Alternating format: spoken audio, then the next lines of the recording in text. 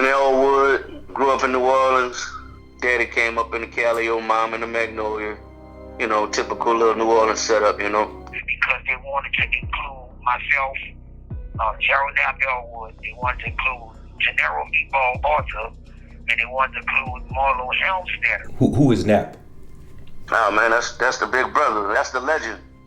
You know, as far as the streets is concerned. But there's a side of him that most people, I guess, didn't really get to interact with, whether it be by fear or what people are saying about him. But man, dude was a good dude. Like, you said the way the picture that was painted of him. What picture was that? Well, you know, being a killer, being somebody who's just notorious and treacherous type. That wasn't really him. If you notice, a lot of the stuff that involved him was always like a retaliation. It was never just him just out hunting to get somebody because he just on that bullshit. Did he hustle? Oh man, that was a part of it, especially being in them projects. You know, that's how you was making your money, and you couldn't anything else. You nickel and diamond.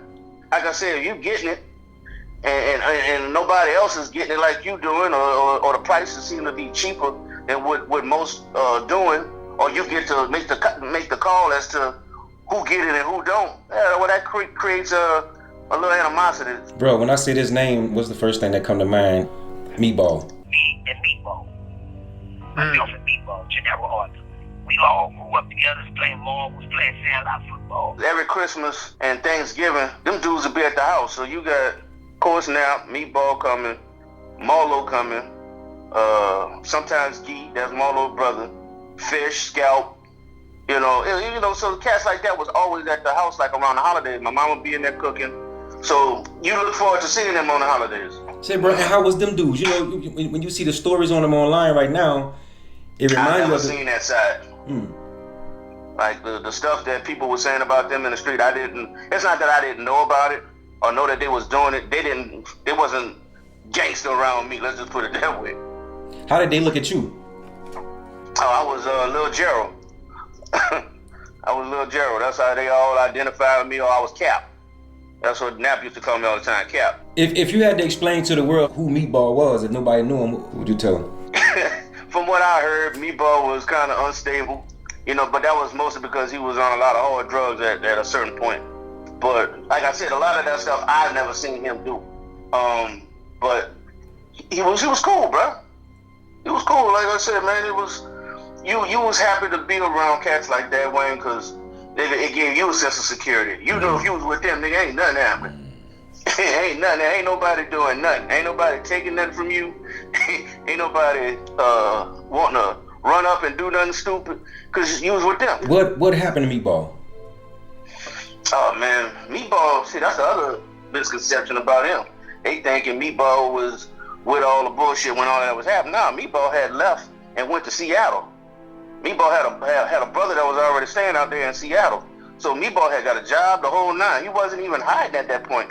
He was just trying to get away from it. You know? So when they caught him, when the feds caught up with him, he was working. Yeah, and changed his life. Yeah, I mean, he was trying to. I don't know if he had took a full 360 yet, but shit, he was gone before most of that stuff had started happening in the city.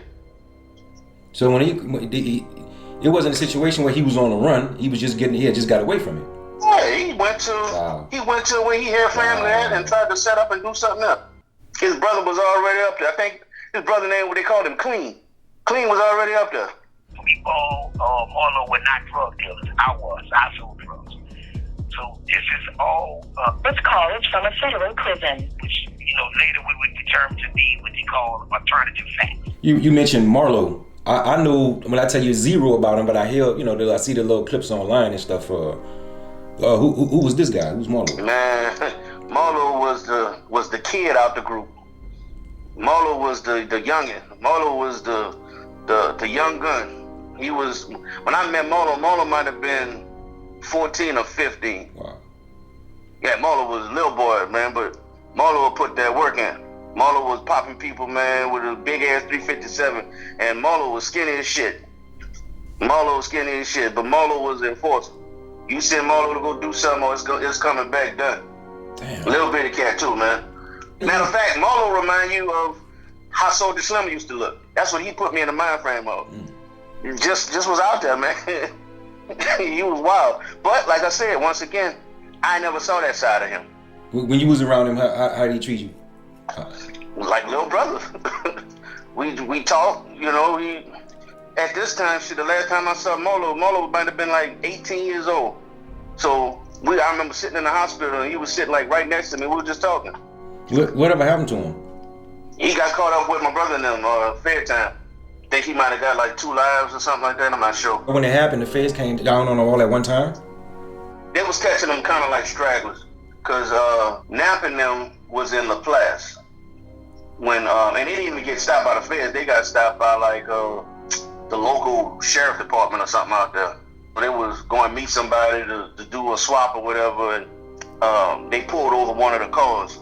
So Knapp had pulled right in the back of the police car. So them getting spooked and everything, that's when they called reinforcements, and that's how they got caught up. The armored truck, I gotta ask you about that. Oh man, when you speak on that armored truck, the creation of that armored truck, you know, it really derived from me getting shot. The truck used to be like a candy apple red color. So he got shot up on Earhart. So they kind of tore the truck up. So that's when it became bulletproof. See, they won't tell you that part. They just made it seem like, oh, he just went and got a truck and bulletproofed it because he was out there kidnapping people and doing. Nah, man. Body shop that's located on Earhart, you know, at a block off of Carrollton. And as I was leaving, I was being followed by, I think it was about 4 guys in a dark colored vehicle. And I actually sped off at the time and gunshots started firing. They shot his truck up real bad, like it knocked the bone out his forearm. Damn. They had to take a bone out his hip to replace that femur bone that got shattered because he got hit with a shotgun. And you know, he driving down Earhart and he stopped at a red light and a car pulled up on side of him and started dumping. So he put his arm up. That's how he lost the femur bone. Because when he put his arm up, that 12 gauge hit him right there. So that protected him from really getting hit in the face. Of course, after that, it got to the point where he was like, well, shit, that ain't gonna happen to me no more. So he had the truck bulletproof. Fresh Incorporated body shop. And I got with him to ask him what was the best strategy to come up with something to give me some more protection with the vehicle. He had a body shop. Okay. So they did that all in-house. You think about it, man, he had reinforced arm in the door. The tires was, the windshield and the driver's side glass was plexiglass. So there was no way for a bullet to enter that moment, right? Oh, no. He had Villain in Black and Homicide on the front. So they started dismantling the truck. And that's when it was first discovered, this Joker got an armored truck. This truck is bulletproof. New Orleans was so hell-bent on making that shit look bigger than what it was. I remember they had the truck in the middle of the federal building. Like, I remember seeing that shit in the magazines. Like, they had a magazine or something like that, and then they had that truck in a magazine. Because at that time, people was kind of like stunned to see something like that. Like, damn, you know, a nigga come up with something like that, and that showed organization for them to have something like that. But they lied and said that this is the truck that they used to do drive-by. No, man, that wasn't it. That was not a personal truck. That wasn't the gang truck. They all piled in there to go do something. Say, bro, let's say they didn't get caught, right? Let's say the phase wasn't even on to him. Do you think life would have brought a change for him, or where did you see that going? That I don't know. I can't even give you a 100% answer on that, bro, because that could have ended with Knapp getting killed and all of them getting wiped out, or Richard Pena. Right. Because he came in right after all of that. So you think about around the time that got into play, you don't know what that would have been. That could have been a Sam Scully moment, or you know, it could have went that way. When after the dust settled, everybody was just kind of like, the silver lining and all that is, at least he's still alive.